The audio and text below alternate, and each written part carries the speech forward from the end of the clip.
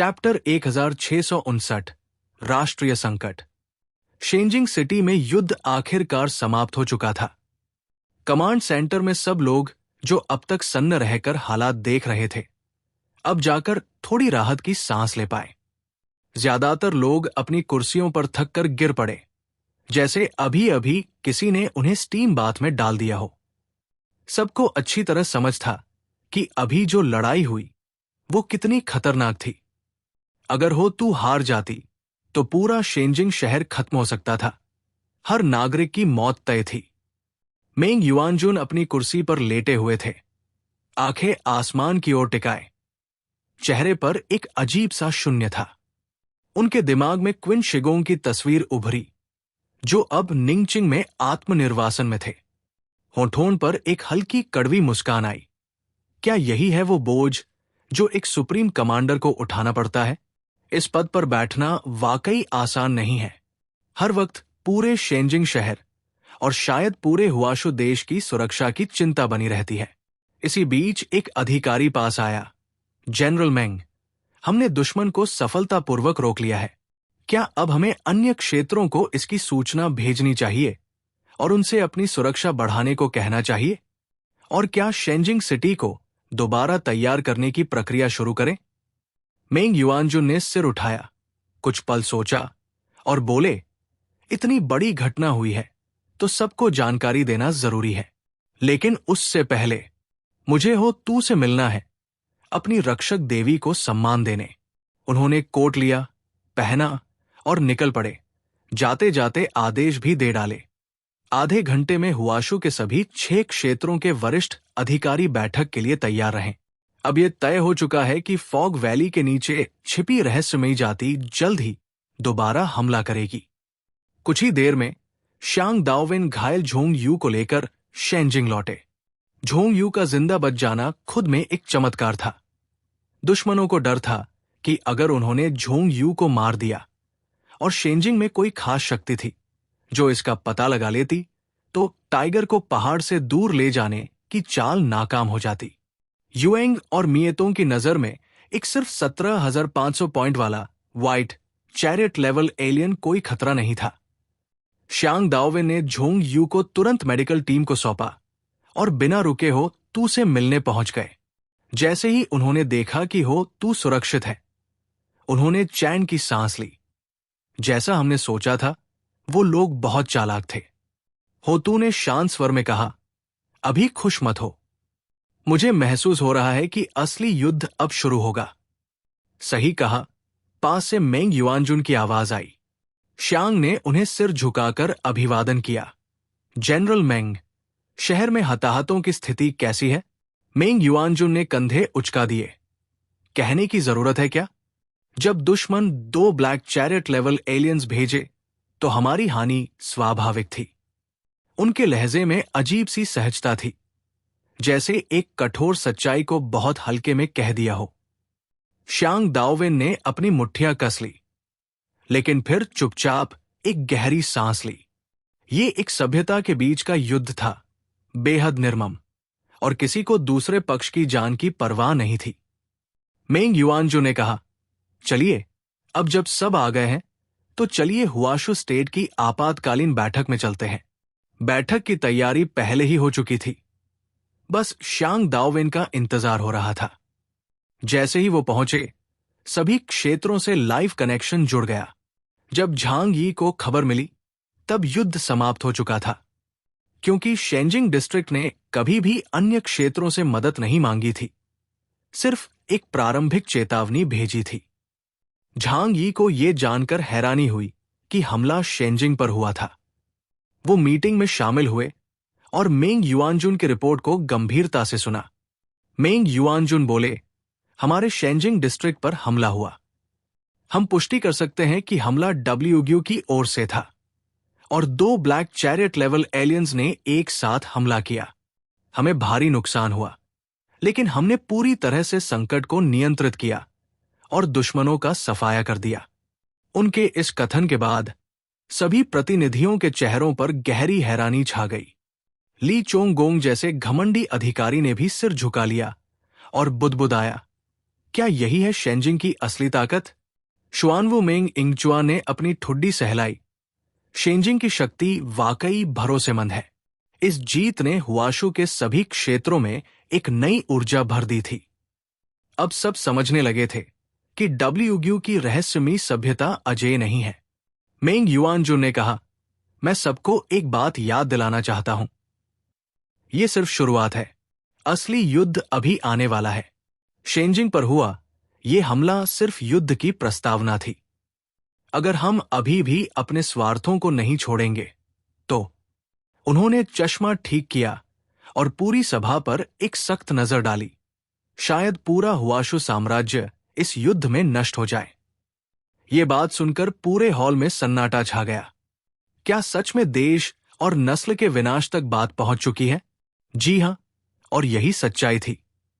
दोघाई क्षेत्र के supreme commander ली ग्वांगशाओ ने पहली बार बिना किसी हिचक के हाथ उठाया और बोले, दोघाई क्षेत्र अगली किसी भी कार्रवाई में शेंजिंग कमांड का पूरी तरह से समर्थन करेगा।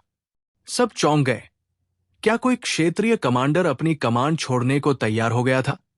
ली ग्वांगशाओ ने दृढ़ स्वर में कहा, अगर हमें इस युद्ध में जीतना है तो एकजुट होना होगा। और जब सभी एक साथ लड़े तो एक मस्तिष्क होना जरूरी है। मैं शेंजिंग डिस्ट्रिक्ट पर भरोसा करता हूं। चैप्टर 1660 बिग तोत्रो के पास कुछ कहने को है। ली ग्वांगशाओ की बात सुनकर झंगी मन ही मन सोचने लगा। ईस्ट सी रीजन की सबसे बड़ी लड़ाकू शक्ति अब लापता है और वहां केवल XUANW कमान संभाल रहा है। अगर अगली बार युद्ध हुआ तो शायद वो अकेले अपनी जमीन नहीं बचा पाएंगे। तो अब वो जिंजिंग के प्रति निष्ठा दिखा रहे हैं। ये सोचकर उसके होठों पर हल्की मुस्कान उभरी। दिलचस्प है। भले ही ये वाकई में हुआशी स्टेट के लिए एक बहुत बड़ा संकट है, लेकिन अगर इसे सही तरह से संभाला गया तो ये एक बड़े पावर इंटीग्रेशन का मौका भी हो सकता है। और इसका सबसे बड़ा फायदा शायद शेंजिंग रीजन को मिलेगा, जिसकी ताकत सबसे ज्यादा है। झंग यी ने अपनी नाक पर हाथ फेरा, और शायद उसे भी। ली ग्वांगशाओ की बात सुनकर मेंग युआनजून ने भी तुरंत कहा, अगर आप सब मुझ पर और शेंजिंग रीजन पर भरोसा करते हैं तो हम हुआशी स्टेट के हर इंच की रक्षा करने के लिए अपनी पूरी ताकत लगा देंगे। बाकी क्षेत्रों के मुखियाओं के चेहरे थोड़े उलझन भरे थे।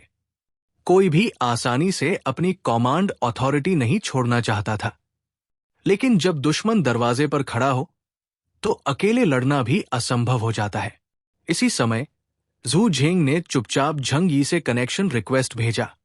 झंग यी ने भौहें उठाई और कॉल स्वीकार की। जू शुआई, क्या सोच रहे हो? झंग यी ने पूछा। जू झेंग ने धीमे स्वर में जवाब दिया, झंग यी, जियांगनन डिस्ट्रिक्ट की नींव अब तुम ही हो। अब हमें तुम्हारे भरोसे दुश्मन का सामना करना है, इसलिए शेंजिंग रीजन के साथ सहयोग करें या नहीं, ये तुम ही तय करो। झंग यी ने हल्की हंसी के साथ कहा, साथ चलना है तो चलो, क्यों नहीं? जू झेंग थोड़ी देर के लिए चुप रह गया, जैसे उसे झंग यी का इतना आसान जवाब सुनकर हैरानी हुई हो। झंग यी ने स्पष्ट किया, जियांगनन डिस्ट्रिक्ट जिंजिंग रीजन के साथ सहयोग करेगा, लेकिन मैं झंग यी किसी भी शक्ति का हिस्सा नहीं हूं। वो मुझे आदेश नहीं दे सकते। युद्ध में मैं साथ हूं, लेकिन युद्ध के बाद कोई मुझे बांध नहीं सकता। वर्तमान सहयोग अनिवार्य था। झंग यी चाहे तो टियानहे सिटी छोड़कर अपने लोगों के साथ सुरक्षित भाग सकता था, लेकिन अगर संभव हो तो वो चाहता था कि वो शहर जिसे उसने अपने हाथों से संवारा था सुरक्षित रह सके। जू झेंग अब झंग यी का इशारा समझ चुका था। जियांगनन हुआशी देश का सबसे कमजोर इलाका था, जिसकी हैसियत सिर्फ झंग यी की वजह से बनी थी। अगर झंग यी को कोई आदेश नहीं दे सकता तो भविष्य में जिंजिंग रीजन का जियांगनन पर कोई वश नहीं होगा। जू झेंग मुस्कुराते हुए बाकियों से बोला, हम जियांगनन डिस्ट्रिक्ट वाले भी इस तैयारी में पूरी तरह साथ देंगे। मेंग युआनजू ने जहू झेंग को देखा और कहा, ओ, तो मुझे जहू कमांडर का समर्थन भी मिल गया। फिर उसने झंग यी की ओर देखा, तो झंग यी, आप क्या सोचते हैं? झंग यी ने बाहें मोड़ी और हल्की मुस्कान के साथ कहा, मैं शेंजिंग रीजन का पूरी तरह सहयोग करने को तैयार हूं। हालांकि उसने ये नहीं कहा कि ये तभी तक होगा जब तक उसकी सुरक्षा और हितों को कोई नुकसान न पहुंचे। मैंग युअनजू ने ये छिपा हुआ मतलब भांप लिया, आप युद्ध में साथ हैं, लेकिन उसके बाद नहीं। उसे उम्मीद थी कि इस मौके का फायदा उठाकर वो पूरे हुआशी राज्य की ताकत एकजुट कर सकेगा। लेकिन झंग यी जैसे लोग इतनी आसानी से काबू में नहीं आते। बाकी क्षेत्रों के प्रतिनिधियों ने अभी तक पूर्ण कमांड ट्रांसफर की बात नहीं मानी थी, लेकिन युद्ध में सहयोग देने का वादा जरूर किया। यही काफी है, मैंग युअनजून ने कहा। मैं एक बार फिर कहता हूं, इस बार की स्थिति बेहद गंभीर है। यह सिर्फ एक इलाके का संकट नहीं, पूरे देश की तबाही की शुरुआत हो सकती है। इसलिए आदेशों का पालन हर हाल में जरूरी है। हर प्रतिनिधि ने सिर हिलाया और हामी भरी। झंग यी के मीटिंग से ऑफलाइन होने के बाद उसने अपने परिवार को तुरंत सतर्क कर दिया। चौकसी बढ़ाओ, जरूरत पड़ने पर इवैक्यूएशन के लिए तैयार रहो, उसने कहा। यांग जिंगसन शांत थी, क्योंकि योजना के मुताबिक अगर सबसे बुरा भी हुआ तो झंग यी की स्पेस एबिलिटी से सब लोग सुरक्षित भाग सकते हैं। लेकिन इस युद्ध की सफलता इस बात पर निर्भर करेगी कि सारे क्षेत्र सही मायनों में मिलकर लड़ते हैं या नहीं, और सबसे अहम, शेंजिंग रीजन की ग्वानलोंग्यू कैसी भूमिका निभाती है। झंग यी ने गंभीर स्वर में कहा, इस युद्ध के बाद हमें नया शरण स्थल ढूंढना ही होगा। डब्ल्यूग्यू की शुरुआत भर है, आने वाले समय में ये दुनिया और भी खतरनाक होगी। टियानहे सिटी भी शायद सुरक्षित न रहे। हमें कोई ऐसी जगह ढूंढनी होगी, जमीन के नीचे या आसमान के ऊपर, जो वास्तव में सुरक्षित हो। लियू कुओरैन, जो पास ही के सोफे पर बैठी थी, बोली, अगर मेरी एबिलिटी इप्सिलॉन स्तर तक पहुंच गई तो शायद ये प्लान संभव हो जाए। उसकी एबिलिटी डिवाइन मशीन कंट्रोल थी, जो इंजीनियरिंग टीम की शक्ति को बल देती थी। अगर वो इप्सिलॉन स्तर पर पहुंची तो शायद स्पेसशिप भी बना सकती थी। झंग यी ने उसे देखा और मुस्कराया। वक्त आने पर मौका मिलेगा। सोर्स ऑफ गॉड मिलना पूरी तरह चांस पर निर्भर करता है। पहले उसे एक सोर्स ऑफ गॉड मिला था, वो भी प्यूपल ऑर्गेनाइजेशन से, लेकिन वो अब जोंग ई के पास था। इसलिए अब उसे अगली अपॉर्चुनिटी का इंतजार था। लो कैरन उसकी टीम में इप्सिलॉन बनने वाली चौथी उम्मीदवार थी। जैसे ही वो लोग भविष्य की तैयारी पर चर्चा कर रहे थे, तभी अचानक ड्राइंग रूम के कोने में एक तेज मेंढक की टरटर गूंज उठी। क्वैक! सबकी नजर वही घूम गई। सफेद मोटा मेंढक खुशी में उछल रहा था और अपने मोटे पेट को 2 फॉलिम्स से सहारा दे रहा था। झंग यी ने चौंक कर पूछा, क्या हुआ frogs? Quack! Good news, good news झंग यी। बिग टोटोरो के पास बहुत जरूरी जानकारी है। मेंढक ने एक लंबी उंगली उठाकर उत्साह से कहा। झंग यी की आंखों में तुरंत चमक आ गई। बिग टोटोरो, चैप्टर 1661, वोलन कबीले की जानकारी। झंग यी ने जैसे ही मेंढक की बात सुनी, उसकी यादें वापस चली गई उस समय की जब उसने पहली बार बिग टोटोरो को देखा था। जब जिंगडाओ के फॉग वैली में बदलाव शुरू हुए थे, झंग यी ने वहां चुपके से प्रवेश किया था। दूसरी बार जब वो उस द्वीप पर गया, तभी उसकी मुलाकात बिग टोटोरो से हुई थी। ये जीव पूरी तरह से इस ग्रह के ज्ञात प्राणियों से अलग जेनेटिक सीक्वेंस वाला था, और उसे देखकर लगता था कि शायद ये फॉग वैली की अबिस से आया है। झंग यी को एक समय लगा था कि शायद ये वहां की अंडरग्राउंड एबोरिजिनल रेस का हिस्सा है, लेकिन जब उसने गेटकीपर ऑफ द अंडरवर्ल्ड और फॉग वैली की एलीट लिजर्ड ट्रूप्स को देखा, तो उसे यकीन हो गया कि ऐसा नहीं है। फिर भी इसका अस्तित्व फॉग वैली से जुड़ा हुआ जरूर है। और अब ऐसे नाजुक समय पर इस क्रीचर का व्यवहार अचानक बदल गया। झंग यी की उत्सुकता स्वाभाविक थी। काफी समय तक झंग यी इस बिग टोटोरो से ज्यादा जानकारी नहीं निकाल पाया था। फिर बाद में एक और अद्भुत चीज हुई, फ्रॉग की एंट्री। वो इस बिग टोटोरो से म्यूजिक के जरिए कम्युनिकेट कर सकता था।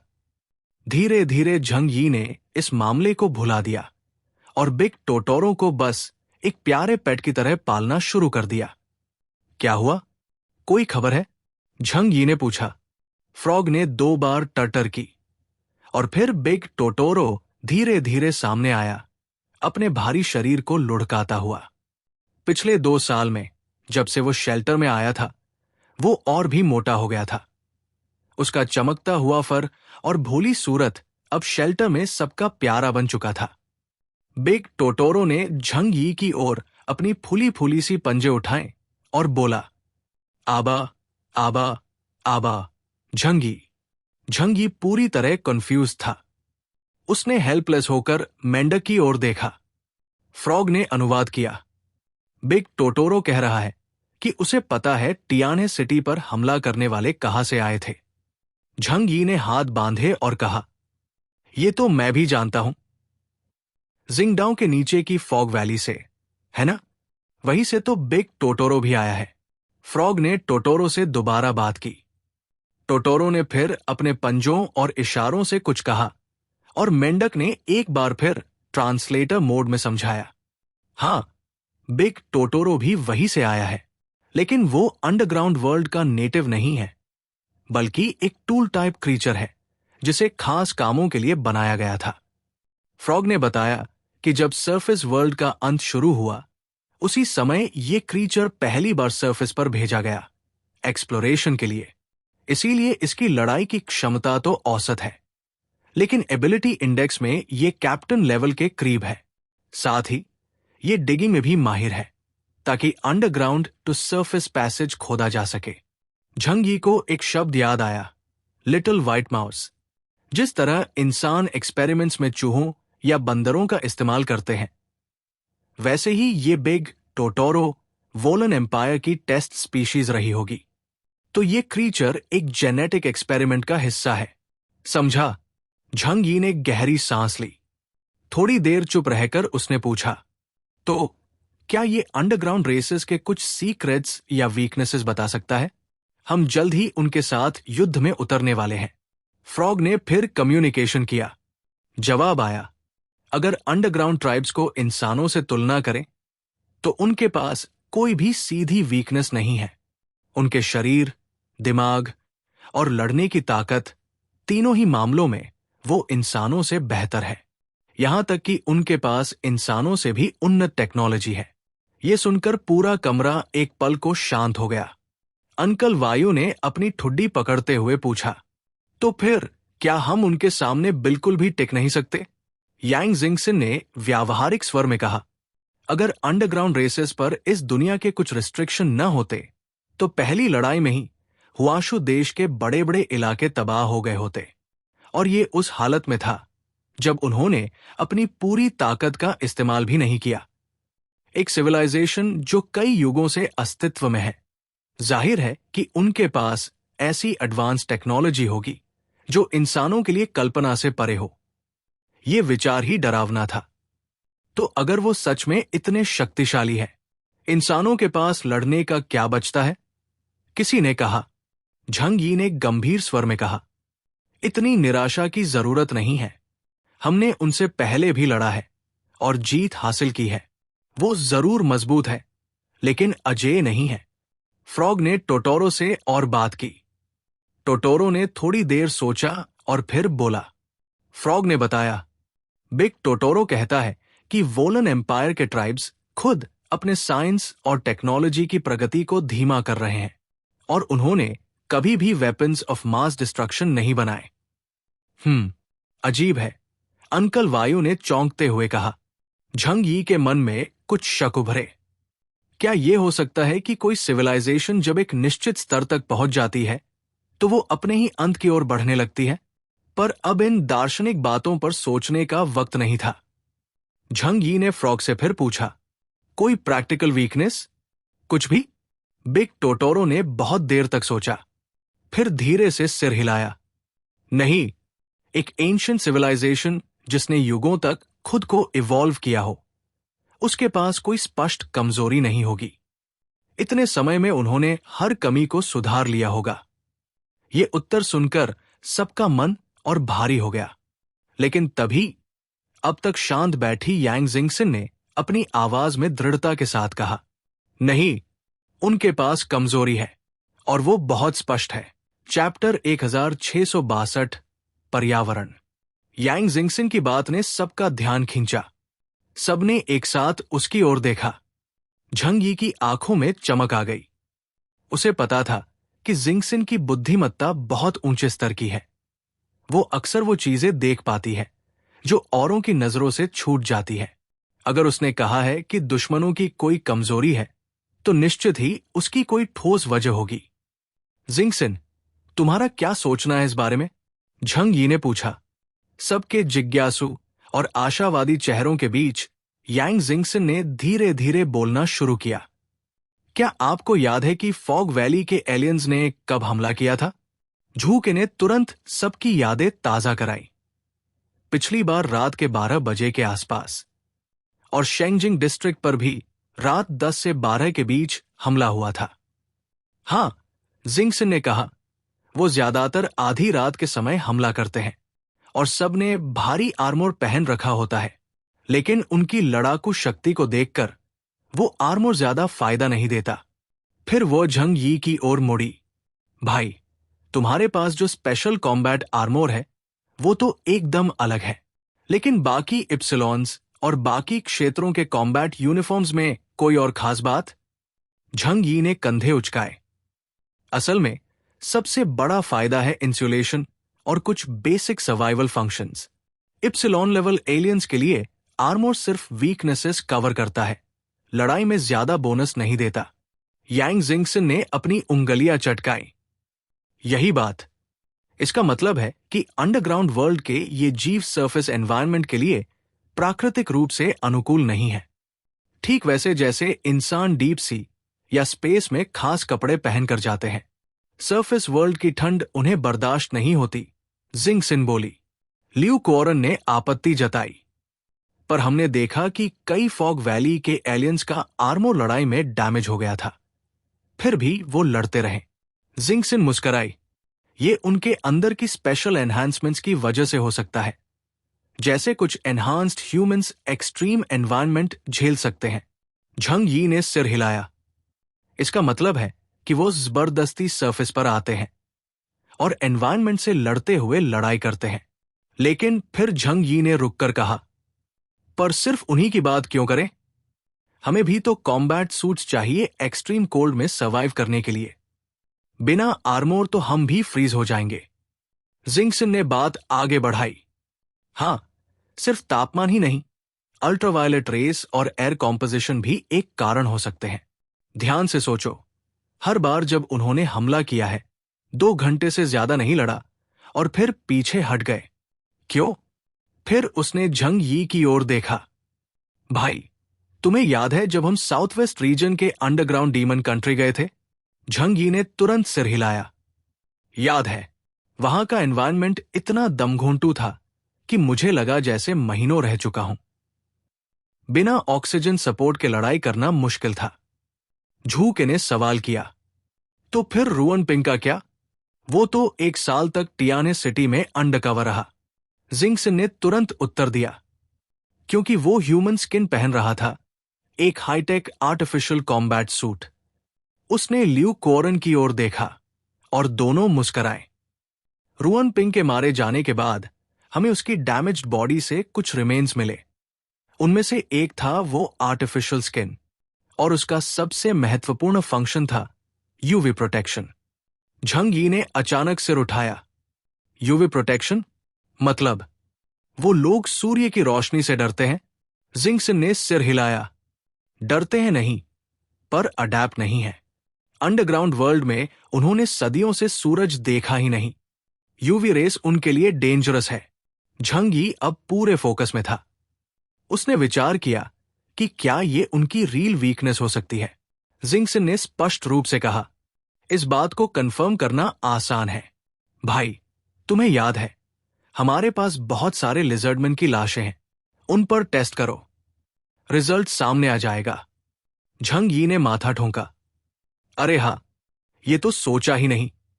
युद्ध के बाद हम सब इतने व्यस्त हो गए थे कि डिसेक्ट करना भूल गए। उसने तुरंत झूक उसे कहा, कू, अगले कुछ दिन तुम्हारे हाथ में है, जल्दी से जल्दी रिसर्च शुरू करो। झूकू की आंखों में चमक थी।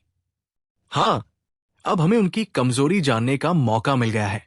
झंगी ने कम्युनिकेशन डिवाइस चालू किया और हुआशु कंट्री के सभी 6 मेजर रीजन्स के हाई लेवल ग्रुप में एक मैसेज डाला। हमारे पास लिजर्डमैन की बॉडीज है। बाकी क्षेत्रों में दुश्मनों ने पीछे हटते वक्त सब कुछ साथ ले लिया, लेकिन टियान्हे सिटी में ये रह गई। सभी रीजन्स चौंक गए और तुरंत अपने रिसर्चर्स को टियान्हे सिटी भेजा गया। सबसे पहले पहुंचे शेंगजिंग रीजन के दाइशेंग। उनकी स्पीड अब पूरी हुआशी स्टार क्लस्टर में अनमैच्ड थी। इसके बाद ब्लिजर्ड सिटी से डेंग बायोटेक्नोलॉजी कंपनी के डेंग शिंटोंग आए, साइंटिफिक रिसर्च डिपार्टमेंट से। झंग यी ने डेंग शिंटोंग को ध्यान से देखा। तुम इप्सिलॉन लेवल तक पहुंचे हो क्या? चैप्टर 1663, पुरानी बात। झंग यी के सवाल का सामना करते हुए डेंग शिंटोंग ने कुछ नहीं छिपाया। उसने हल्की मुस्कान के साथ सिर हिलाया। ये सब आपकी वजह से ही संभव हुआ। अगर झंग यी ने उसकी मदद न की होती और उसे नियन ले जाकर रियल ड्रैगन स्पेसिमेन हासिल करने का मौका न दिया होता, तो शायद उसका ब्रेक थ्रू कभी न हो पाता। झंग यी थोड़ा जिज्ञासु हुआ। अब तुम्हारा एबिलिटी इंडेक्स कितना है? डेंग शिंटोंग ने जवाब दिया, सटीक गणना के अनुसार लगभग 11,000 अंक। ये सुनकर उसके चेहरे पर हल्की हंसी और थोड़ी निराशा भी झलकी। झंग यी को थोड़ा आश्चर्य हुआ। इतना कम? उसने अपनी नाक छूते हुए सोचा। यद्यपि इप्सिलॉन रियल्म तक पहुंचना सराहनीय है, लेकिन इस स्तर पर मुख्य लड़ाकू बनने के लिए यह शक्ति अभी भी अपर्याप्त है। डेंग शिंटोंग ने कहा, मेरा प्रमोशन थोड़ा विशेष तरीका था। हो सकता है अगले युद्ध में मैं कोई भूमिका निभा सकूं। उसका प्रमोशन पूरी तरह बाहरी सहायता पर आधारित था। एक लड़की अंबर, जिसके भीतर ड्रैगन का रक्त था, उसकी मदद से डेंग ने बाइंडिंग द्वारा ब्रेक थ्रू प्राप्त किया। अंबर की एबिलिटी सहायक थी, इसलिए डेंग की अपनी लड़ाकू क्षमता बहुत अधिक नहीं थी। झंग यी ने तुरंत पूछा, तो तुम्हारे पास कोई बैकअप योजना भी है ना? डेंग टेक्नोलॉजी या तुम्हारी वो रहस्यमयी बाइंडिंग वाली लड़की? डेंग शिंटोंग हंस पड़ा। इस विषय पर अभी चुप रहना ही बेहतर होगा। पर उसका चेहरा फिर गंभीर हो गया। मेरी सबसे पहली जिम्मेदारी ब्लिजर्ड सिटी की सुरक्षा है। मैं एक गुप्त योद्धा की तरह काम कर सकता हूं, जब भी आवश्यकता हो। झंग यी ने सोचा, डेंग का इप्सिलॉन बनना निश्चित रूप से शुभ है, लेकिन इस समय उसकी ताकत से बहुत अधिक अपेक्षा नहीं की जा सकती। लेकिन तभी झंग यी को एक पुरानी बात याद आई। उसने तीव्र निगाहों से डेंग शिंटोंग की ओर देखा और कहा, क्या तुम्हें युअन कोंग्या का क्लोन याद है, जो ब्लिजर्ड सिटी में था? अगर डेंग शिंटोंग ने ब्रेक थ्रू कर लिया है, तो ज़हू वायु, जो युअन कोंग्या का क्लोन थी, अब किस स्तर की शक्ति प्राप्त कर चुकी होगी? झंग यी को अब भी याद था कि युअन कोंग्या की एबिलिटी उन सबसे विशेष क्षमताओं में से एक थी जो उसने अब तक देखी थी। दूसरों की शक्ति और स्रोत को अवशोषित करके तीव्र गति से प्रगति करना, यही ज़हू वायु की खासियत थी।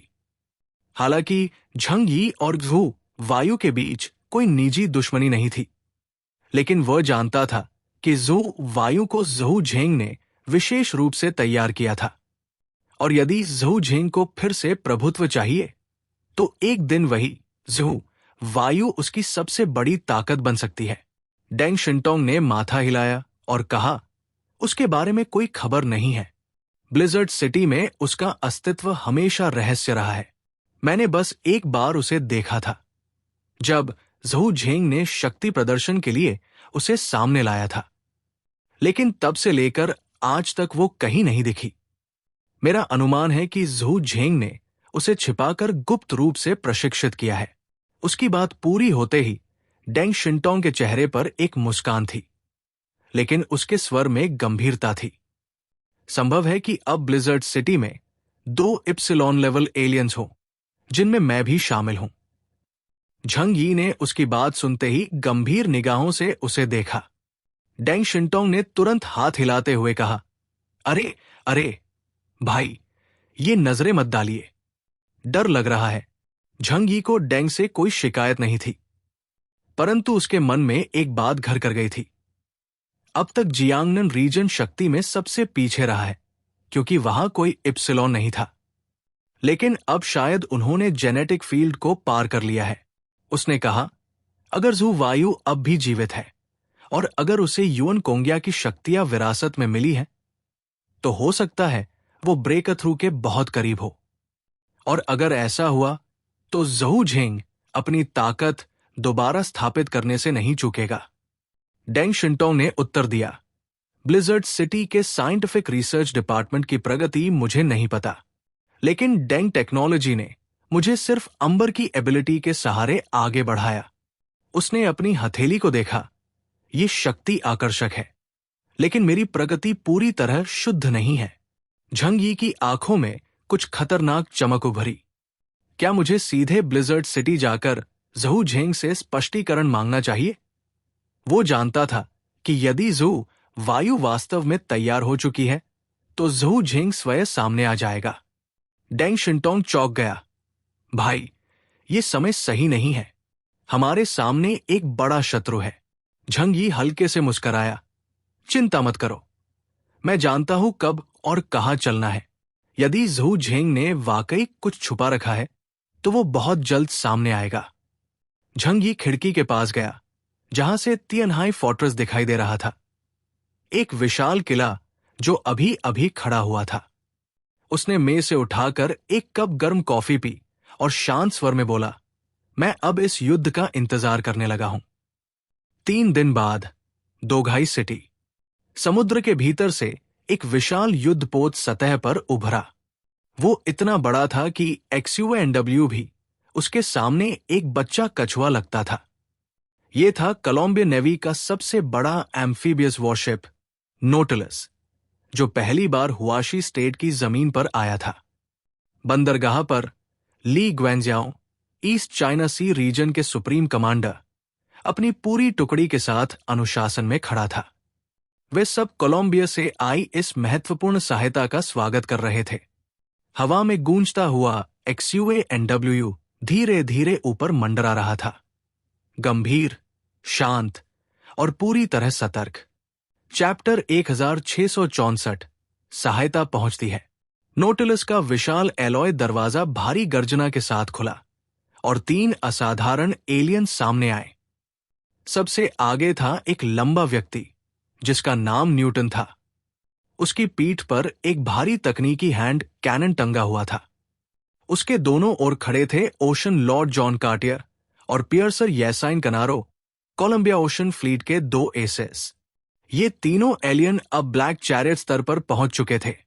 यहां तक कि सबसे कमजोर माने जाने वाले कनारों को भी समुद्र की दुनिया में एक विलक्षण प्रतिभा माना जाता था। इस बार कोलंबिया ने जो 3 दिग्गज भेजे थे, वे निस्संदेह बेहद शक्तिशाली थे। ईस्ट चाइना सी रीजन के अफसरों के बीच फुसफुसाहट शुरू हो गई। इस बार कोलंबिया ने वाकई ईमानदारी दिखाई है। कोई बोला, स्वाभाविक है, अगर हुआशी ये युद्ध हारता है तो साउथ ईस्ट एशियन समुद्री इलाकों पर उनका प्रभुत्व भी समाप्त हो जाएगा। जब सामने एक साझा दुश्मन हो तो पुराने प्रतिद्वंदी भी अस्थायी सहयोगी बन जाते हैं। तीनों दिग्गज युद्धपोत से उतरे और उनके पीछे पूरी तरह आर्मोर में ढंकी वेव स्पेशल फोर्सेस की टुकड़ी स्पष्ट गठन में आगे बढ़ी। न्यूटन ली ग्वेंजियाओ के पास आया। उसकी निगाह पहले XUNW पर और फिर थोड़ी देर के लिए सुजाकू पर रुकी। फिर उसने ली ग्वेंजियाओ से हाथ मिलाया। हेलो मर्शाली, इस बार हम आपकी समुद्री रक्षा में सहायता करेंगे। ली ग्वेंजियाओ के चेहरे पर मुस्कान फैल गई। बहुत बढ़िया, आपकी मदद से अब हमें समुद्री युद्ध को लेकर काफी आत्मविश्वास है। दुनिया की 2 सबसे शक्तिशाली नवल फोर्सेस जब एकजुट हो जाए तो वे पूरे ग्रह के समुद्रों पर आसानी से नियंत्रण कर सकती है। और यह पहली बार था जब ये मिलकर किसी गैरमानव शत्रु का सामना करने जा रही थी। न्यूटन ने हाथ मिलाने के बाद कहा, जब दोनों नौसेनाएं मिल जाएंगी तो ओशन डिफेंस लाइन आपको सौंप दी जाएगी और उसके बाद मैं तियनहाई सिटी जाऊंगा। ली ग्वांगजियाओ थोड़ी हैरानी से बोला, तियानहाई सिटी? मैंने सोचा था आप शेंगजिंग जाएंगे। न्यूटन ने उत्तर दिया, हमारी वॉर गेम सिमुलेशन के अनुसार अगला युद्ध सबसे अधिक संभावना से तियानहाई सिटी में होगा। पिछली लड़ाई से साफ है कि वुलवन एम्पायर का मुख्य निशाना वही है। झंग यी का उनसे गहरा संबंध रहा है और उन्होंने वुलवन को बड़ा नुकसान पहुंचाया है। अब वो बदला जरूर लेंगे। ली ग्वांगजियाओ ने आंखें झुका ली। हम आपकी सहायता के लिए आभारी हैं, लेकिन हुआशु देश में पहुंचने के बाद हम चाहेंगे कि आप हमारे संचालन से तालमेल रखें। ऐसे निर्णय हमारे सभी क्षेत्रों द्वारा मिलकर लिए जाते हैं। न्यूटन ने बिना किसी भाव के सिर हिलाया। उसका चेहरा लगभग भावहीन था, जैसे किसी ज़ॉम्बी का। कोई बात नहीं, फिर उसने विषय बदला, लेकिन मैं पहले टियानहे सिटी जाना चाहता हूं। मैं उस क्योस को देखने के लिए उत्सुक हूं। ली ग्वांगजियाओ ने कहा, यह निर्णय आपको झंग यी से स्वयं लेना होगा। उनकी ओर से कोई और निर्णय नहीं ले सकता। न्यूटन ने सुनते ही धीरे से सिर हिलाया। फिर उसने कार्टियर और कनारों की ओर मुड़कर कहा, जैसा पहले तय हुआ था, आप दोनों हुआशी नेवी के साथ मिलकर तट रेखा की रक्षा करेंगे। समुद्र में कैट आयल की ताकत सबसे अधिक होती है, इसलिए भूमि युद्ध की चिंता मत करो। दोनों ने बिना आपत्ति सिर हिलाया। केटी लस हंसते हुए बोला, हे न्यूटन, तुम्हारा एक्शन प्लान क्या है? न्यूटन ने ठंडे स्वर में उत्तर दिया, मैं सिर्फ एक ऑब्जर्वर हूं। मेरी वास्तविक कार्रवाई इस युद्ध की स्थिति के अनुसार होगी। न्यूटन केवल अपना मिशन पूरा करने आया था। उसे ये युद्ध जीतने के लिए प्राण देने की कोई योजना नहीं थी। कोलंबिया से जो आदेश मिला था, उसमें यह स्पष्ट था, हुआशी एलियंस के साथ सहयोग करो, लेकिन संकट आने पर पीछे हट जाओ। केटी और कनारो शायद यही सोच रखते थे। न्यूटन ने झंग यी का कम्युनिकेशन चैनल मांगा और सीधे संपर्क किया। जल्दी ही वीडियो कॉल जुड़ गया। झंग यी इस समय एक विशेष युद्धकालीन चैनल का उपयोग कर रहा था, जिसे केवल उसके भरोसेमंद सहयोगी और उच्च अधिकारी जानते थे। इसलिए जब कॉल जुड़ा तो उसे पता था कि कॉल करने वाला साधारण व्यक्ति नहीं है। झंग यी का चेहरा स्क्रीन पर उभरा। न्यूटन को देखकर उसने शांति से पूछा, हेलो, आप कौन हैं? न्यूटन बोला, मैं कोलंबिया से आया एक एलियन हूं। आप मुझे न्यूटन कह सकते हैं। मिस्टर केओस, अगले युद्ध की योजना के लिए मैं टियानहे सिटी आना चाहता हूं। क्या आप अनुमति देंगे?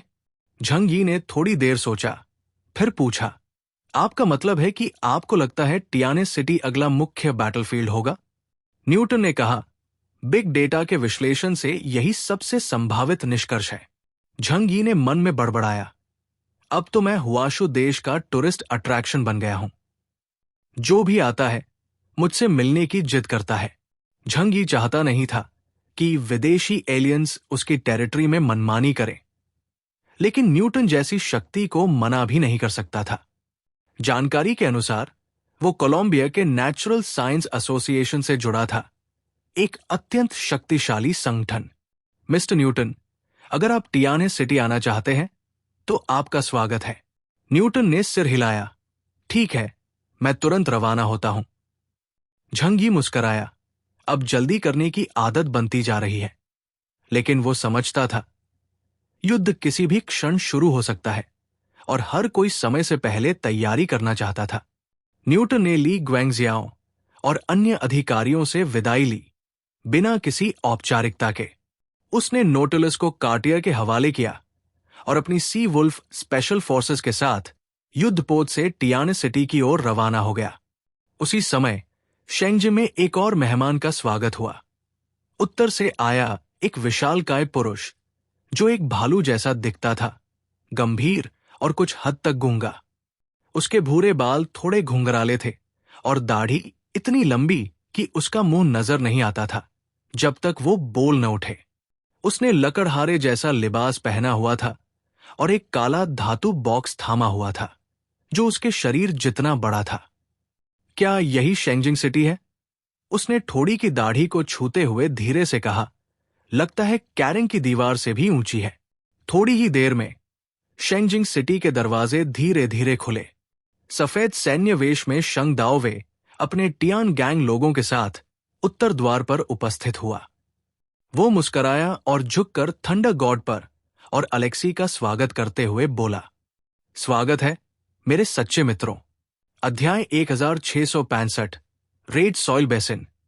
न्यूटन ने अपनी सी वुल्फ स्पेशल फोर्सेस को लेकर टियाने सिटी में प्रवेश किया और बंदरगाह पर चाओयू बेस में झंगी ने स्वयं उसका स्वागत किया। जब झंगी ने पहली बार इस कोलंबिया के ब्लैक चैरर क्लास एलियन को देखा तो उसे यही लगा जैसे वो एक ठंडा भाव शून्य रोबोट हो। उसके चेहरे पर कोई भाव नहीं थे और वो बहुत कम बोलता था। ऐसा प्रतीत होता था मानो एक भी व्यर्थ शब्द बोलना उसे पसंद नहीं। न्यूटन ने सीधे कहा, मैंने सुना है कि पिछले हमले में केवल तियानहाई सिटी ने पूर्ण विजय प्राप्त की थी। क्या आप मुझे उस युद्ध के बारे में विस्तार से बता सकते हैं? झंग यी ने उसे अपने तियानहाई फोर्ट्रेस में नहीं ले जाया। वो स्थान उसका सबसे बड़ा रहस्य था। अगर न्यूटन वहां तक पहुंच जाता तो संभव है कि वो वहां के वेपन्स डिप्लॉयमेंट और सबसे खतरनाक रहस्य बैरियर स्टोन की मौजूदगी को जान लेता। ये विशेष सामग्री जो इप्सिलॉन क्लास एलियन की शक्ति को कमजोर कर सकती थी, उतनी ही प्रभावशाली थी जितनी रहस्यमयी। फिर भी झंग यी ने उत्तर दिया, बिल्कुल, आखिरकार हम अब एक ही मोर्चे के सहयोगी हैं। वो न्यूटन को चाओयू बेस के एक रिसेप्शन कक्ष में ले गया और उसने उस रात की पूरी लड़ाई का विवरण साझा किया, अपनी रणनीति और सहयोगियों के बलिदान की कहानी। हालांकि उसने बैरियर स्टोन और अपनी कुछ आंतरिक तैयारियों का उल्लेख नहीं किया। सुनने के बाद न्यूटन ने ठुड्डी सहलाई, ओह, तो ऐसा था। तुम्हारी शक्ति में एक साथ 3 एप्सिलॉन लेवल बीइंग्स हैं। ये दुनिया के कुछ गिने चुने फर्स्ट क्लास बलों के स्तर के करीब है, केवल कुछ सुपरपर्स से कम। उसने झंग यी की ओर ध्यान से देखा, लेकिन मुझे लगता है कि इस जीत का सबसे बड़ा कारण तुम्हारी तैयारी और सतर्कता है। न्यूटन की बात बिल्कुल सही थी। अगर झंग यी को खतरे की आहट समय से पहले महसूस न हुई होती तो टियाने सिटी की सीमित कॉम्बैट स्ट्रेंथ यथासमय जवाब नहीं दे पाती। 3 एप्सिलॉन लेवल योद्धाओं के बावजूद तैयारी के बिना विजय असंभव थी। न्यूटन की सुनहरी किनारी वाली ऐनक के पीछे उसकी आंखों में चमक थी। वो बोला, इसका अर्थ ये भी हो सकता है कि हुआशु पर हुआ पिछला हमला भले ही विनाशकारी था, पर यदि स्नीक अटैक के बाद भी हम अपना डिफेंस बनाए रख सके तो वुल्वन एम्पायर उतना भयानक नहीं जितना हम सोचते हैं। खासकर वे जो सिल्वर आर्मोर पहनकर आए थे, उनकी शक्ति ब्लैक चैरियट स्तर तक ही सीमित थी। झंग यी ने शांत स्वर में उत्तर दिया, बात सिर्फ उनकी नहीं है। असली डर हमें उनसे है जो सिल्वर आर्मोर से भी कहीं अधिक खतरनाक है। न्यूटन की भौहें सिकुड़ गई, चेहरा गंभीर हो गया। तुम शायद उस ब्लैक आर्मोर पहने फॉग वैली के आकाश में खड़े राक्षस की बात कर रहे हो, उसने धीरे से कहा। 2 साल पहले जब समुद्री बेड़े के कुछ वॉरशिप्स लापता हुए थे, उस समय प्राप्त एक वीडियो में गेट कीपर ऑफ हेडीज की अपार शक्ति देखी गई थी। उस एक ने ही दुनिया के कई शीर्ष एलियंस को पल भर में नष्ट कर दिया था। झंग यी, कार्टियर्स और एक्सयूएनडब्ल्यू भले ही तब से शक्तिशाली हो गए हों, लेकिन उस मेमोरी को याद करके आज भी उनके रोंगटे खड़े हो जाते थे। उस गेटकीपर ने उस दिन अपनी पूरी शक्ति का उपयोग नहीं किया था। अगर करता तो कोई जीवित न बचता। न्यूटन ने कहा, शायद स्थिति उतनी खराब नहीं है जितनी प्रतीत होती है। फिर वो झंग यी की ओर देखकर बोला, वैसे? झंग यी ने भौं उठाई, हूं? ऐसा क्यों कह रहे हो? न्यूटन ने ठंडी आवाज में कहा, कोलंबिया पिछले 200 वर्षों से दुनिया की शीर्ष शक्तियों में रहा है, और जब तुम्हारा देश अभी शैशव अवस्था में था, हम तब से एबनॉर्मल फिनोमेना पर शोध कर रहे थे। 1950 के दशक से हमने एक्स्ट्रा टेरेस्ट्रियल लाइफ पर निरंतर अध्ययन किया है। उसने अपनी ऐनक ठीक की और बोला, लोग मानते हैं कि उन्नत सभ्यताएं एलियंस अंतरिक्ष से आई हुई, लेकिन अगर कोई सभ्यता हजारों लाइट ईयर्स पार करके पृथ्वी तक पहुंचने में सक्षम है तो वो इतनी ताकतवर होगी कि पृथ्वी को चुटकी में उपनिवेश बना ले। फिर वो छुपे क्यों? न्यूटन की बातों में व्यंग्य झलक रहा था। जब दो सभ्यताएं टकराती है और एक तकनीकी रूप से दूसरी पर पूर्ण रूप से हावी हो, तो परिणाम केवल कॉन्क्वेस्ट होता है। चुपचाप छिपने का कोई कारण नहीं होता। झंग यी ने हाथ बांधकर कहा, मतलब तुम ये मानते हो कि ज्यादातर एबनॉर्मल फिनोमेना धरती के अंदर अंडरग्राउंड वर्ल्ड से आते हैं? न्यूटन ने कहा, पूरी तरह नहीं, लेकिन हां, ज्यादातर मामलों में हमें उनके ट्रेसेस अबिस में ही मिले हैं। 1970 के दशक में उसने आगे कहा, हमने लेबनिस रेड सॉइल बेसिन में जमीन के नीचे कुछ गतिविधियां दर्ज की। सरकार ने 2000 से अधिक स्पेशल फोर्सेस और जियोलॉजिकल एक्सपर्ट्स भेजे। और क्या हुआ जानना चाहते हो? झंग यी ने धीरे से कहा, सब मारे गए। न्यूटन ने सिर हिलाया। उन्होंने एक विशाल अबिस में 2000 मीटर नीचे उतरकर दो अजीब ह्यूमैनॉइड क्रीचर्स देखे। एक केवल 1 मीटर ऊंचा था, ठीक वैसे जैसे फिल्म ईटी में दिखाया गया है। दूसरा 3 मीटर का, बिल्कुल सफेद, मगर आकृति लगभग वैसी ही। उसने अपनी छाती पर उंगली से एक गोल घेरा खींचा और कहा, जब सोल्जर्स ने छोटे क्रीचर को गोली मार दी, तब बड़े क्रीचर ने वही गोल चिन्ह अपनी छाती पर बनाया। फिर क्या हुआ? पूरी टीम समाप्त। केवल एक सोल्जर अपाहिज अवस्था में वापस लाया गया।